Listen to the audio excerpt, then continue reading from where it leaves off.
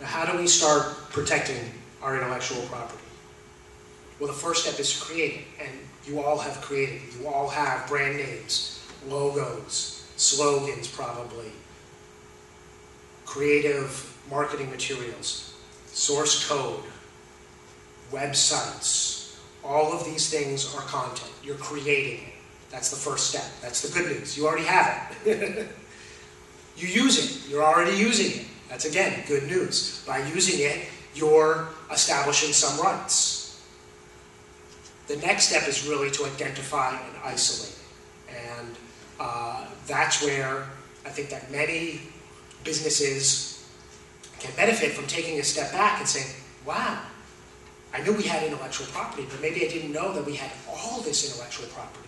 I didn't realize that our whole series of articles on our blog, or our newsletter that we publish to our clients once a month via email, is intellectual property, and I own the rights to that content, and I can license it to somebody else. I certainly should be able to make sure that nobody else is using it, and there's a value to that. If somebody wants to invest in my company, or somebody wants to buy my company, I have all of these intellectual property assets that I can tell them about, that I made them. Obviously I knew they existed, but I never really identified them. I really never thought of them as part of this base of assets that are part of my company.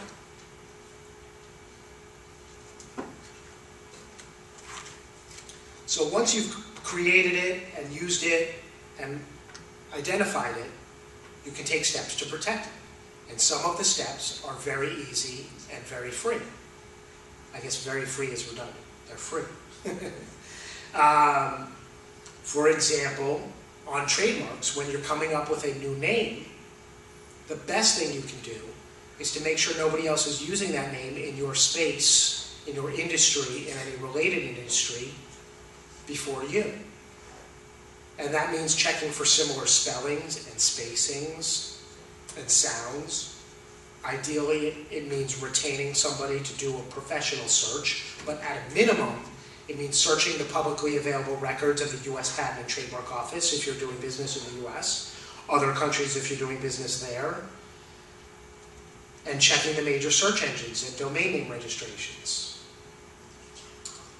Because the worst case scenario with a trademark is that you come up with a new product, you put a lot of heart and soul and time and money into it, you create it, it starts to take off, you're gaining traction, you're getting users and sales, and then in a year you find out that somebody else has some little known product with the identical name that you never heard of, and they've been using it since before you, and they're telling you you've got to stop using that name right away. And now all of your marketing is out the drain. You've got to explain this to customers. You've got to sort of rebrand, and all of the costs and time that could be associated going into that. Or face litigation. So it's really, a lose-lose situation, because your only two options are to litigate it, maybe you do have a case, or to change. And obviously there are costs associated with both. In addition to searching a name, I believe there's a great value in choosing a strong name.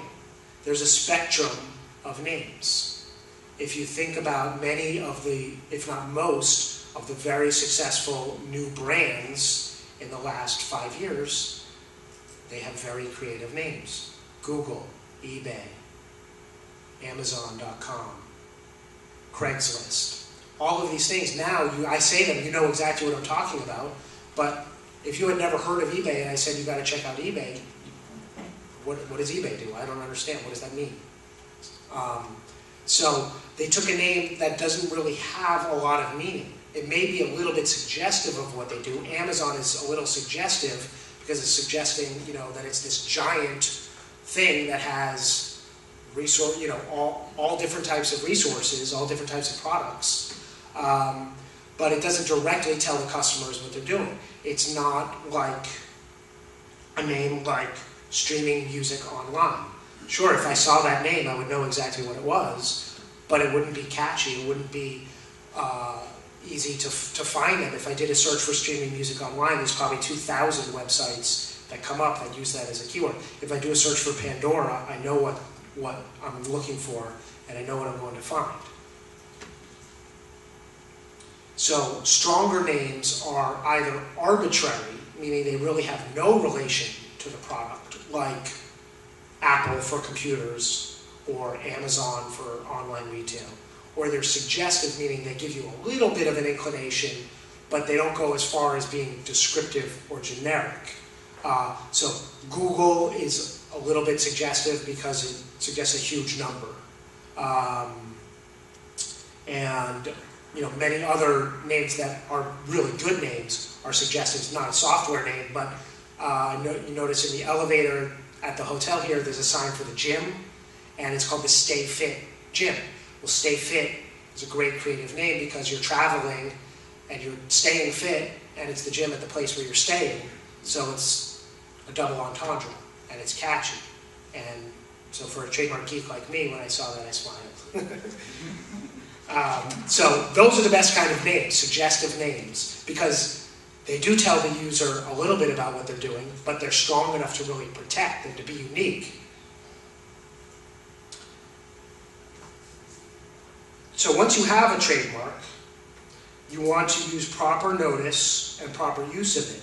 That means using a TM if it's a product, which software is generally considered a product even when it's online, or SM when it's a service.